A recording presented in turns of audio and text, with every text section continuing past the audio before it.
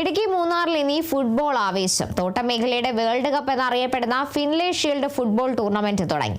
പഴയ മൂന്നാർ KDHP മൈതാനത്ത് ആരംഭിച്ച ഫുട്ബോൾ മത്സരം മൂന്നാർ DYSP S ചന്ദ്രകുമാർ ഉദ്ഘാടനം ചെയ്തു. ആദ്യ വ്യവസ്ഥയിൽ ആരംഭിച്ച ഫുട്ബോൾ മത്സരത്തിൽ ചെണ്ടുവാര എസ്റ്റേറ്റിനെ 2 ഗോളിന് ലക്ഷ്മി എസ്റ്റേറ്റ് തോൽപ്പിച്ചു.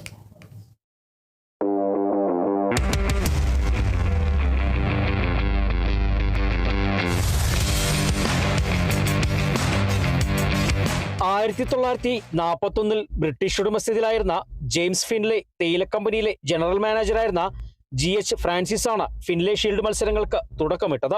ഫുട്ബോളിനോടുള്ള അദ്ദേഹത്തിന്റെ അഭിനിവേശവും തൊഴിലാളികൾക്കിടയിൽ കായിക വിനോദങ്ങളോടുള്ള താല്പര്യം വളർത്തുക എന്ന ഉദ്ദേശവുമാണ് ഇങ്ങനെ ഒരു മത്സരത്തിന് തുടക്കമിടാൻ കാരണമായത്.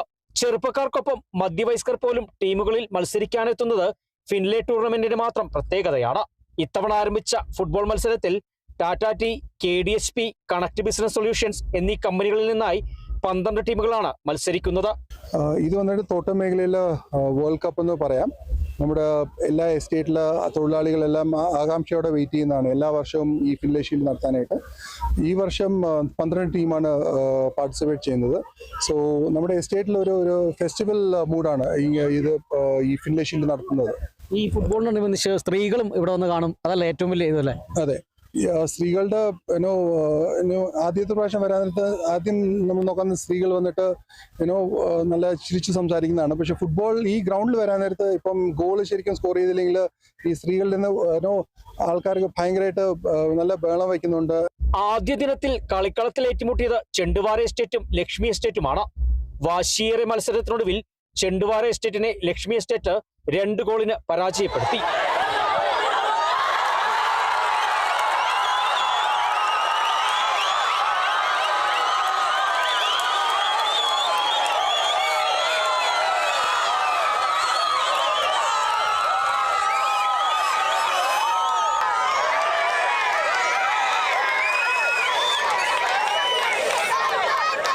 കോവിഡിനെ തുടർന്ന് 2020-ലും 2ാം ലോക മഹായുദ്ധത്തിലും മാത്രമാണ് മത്സരങ്ങൾ മുടങ്ങിയിട്ടുള്ളത്.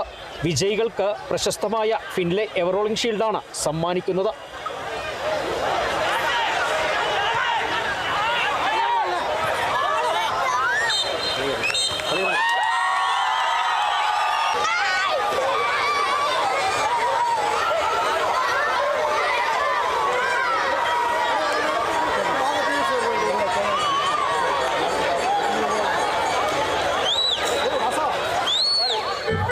വേൾഡ് കപ്പ് എന്നറിയപ്പെടുന്ന ഫുട്ബോൾ മത്സരങ്ങൾക്ക് തോട്ടം മേഖലയിൽ തുടക്കം കുറിച്ചിരിക്കുകയാണ്.